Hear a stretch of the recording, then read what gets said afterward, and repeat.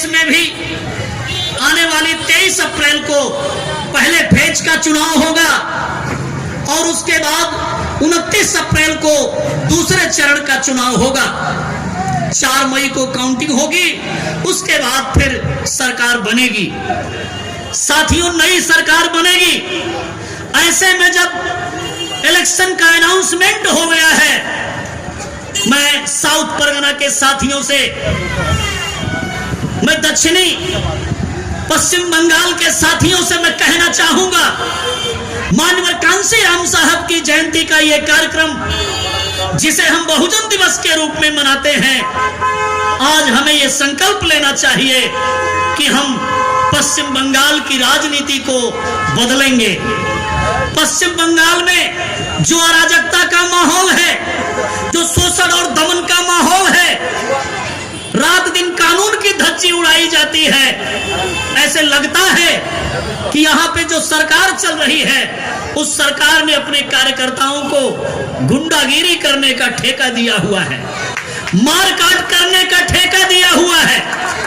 हम लोग संगठन बनाने के लिए कहीं पहुंचते हैं तो कुछ मजबूत साथी, सक्रिय साथी हमसे जुड़ते हैं तो हमसे सवाल करते हैं कि साहब, हम आपकी पार्टी का झंडा पकड़ लेंगे, हम आपके चुनाव चिन्ह हाथी को मान लेंगे, लेकिन जब टीएमसी वाले आएंगे या बीजेपी वाले आएंगे मोहल्ले में, हमारी मार पिटाई करेंगे तो हमें कौन बचाएगा? क्या आप हमें बचा सकेंगे?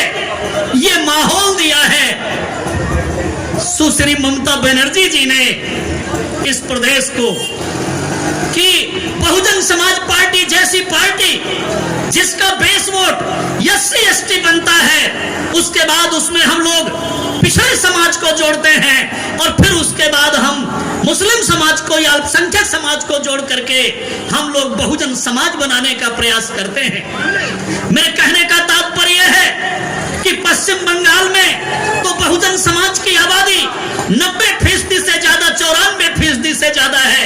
इतनी बड़ी आबादी वाले लोग, आप लोगों की अगर कोई पॉलिटिकल पार्टी है, अगर कोई राजनीतिक पार्टी है, तो एकमात्र बहुजन समाज की पार्टी बहुजन समाज पार्टी है।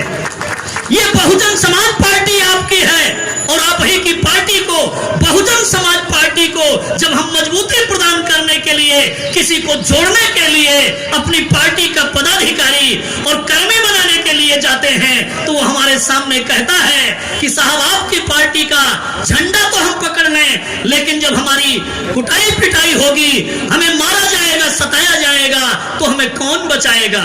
ऐसा माहौल ममता बनर्जी जी ने, आपके माननीय मुख्यमंत्री जी ने इन 15 वर्षों में बंगाल प्रदेश को दिया है।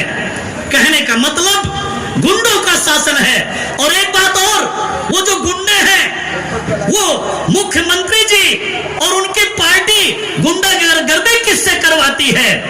गुंडे गली मोहल्ले में भी पाए जाते हैं। ये गुंडे माफिया गली मोहल्ले हमारे कस्बे में भी पाए जाते हैं, गांव देहात में भी पाए जाते हैं। लेकिन एक गुंडे और पाए जाते हैं जिनको पुलिसिया गुंडा, पुलिस वाला गुंडा कहते हैं। मतलब पुलिस प्रोटेक्शन नहीं देती है, पुलिस ऊपर से आके और 4 मुकदमे लगाती है और 4 केस लगा करके और उन लोगों को जेल में डालने का काम करती है। सम्मानित साथियों, चुनाव अनाउंस हो गया है, इसलिए मेरा आप लोगों से कहना है, हमारे साथियों ने माइक साउंड लगाया है, आवाज दूर तक जा रही होगी। यह चिंतन करने का विषय है, मनन करने का विषय है कि 2026 के चुनाव में हम लोग किस प्रकार की राजनीति करेंगे, किस प्रकार का माहौल कायम करेंगे। साथ ही साथ मैं यह कहना चाहता हूं कि एक तरफ पश्चिम बंगाल में माननीय मुख्यमंत्री ममता बनर्जी जी ने यह माहौल दिया है, तो मैं तुलना करना चाहूंगा उत्तर प्रदेश में 4 बार बहुजन समाज पार्टी की सरकार रही है। बहुजन समाज पार्टी की राष्ट्रीय अध्यक्ष 4 बार बहन जी उत्तर प्रदेश की मुख्यमंत्री रही हैं। वहां पर कैसा कानून का राज रहा है, उससे तुलना करना चाहेंगे, कंपेयर करना चाहेंगे।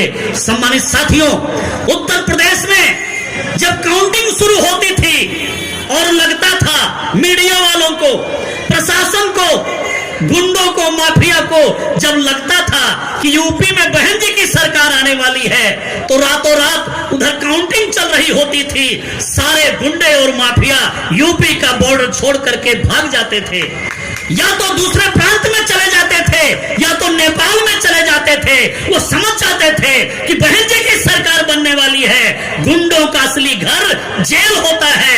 बहन जी मुकदमे लगा करके हमें जेल की हवा खिलाएंगी, हमें मारकाट नहीं मचाने देंगी, हमें चोरी बेईमानी नहीं करने देंगी।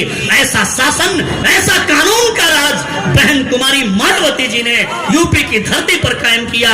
यह मैंने आपको तुलनात्मक अध्ययन प्रस्तुत किया। सम्मानित साथियों,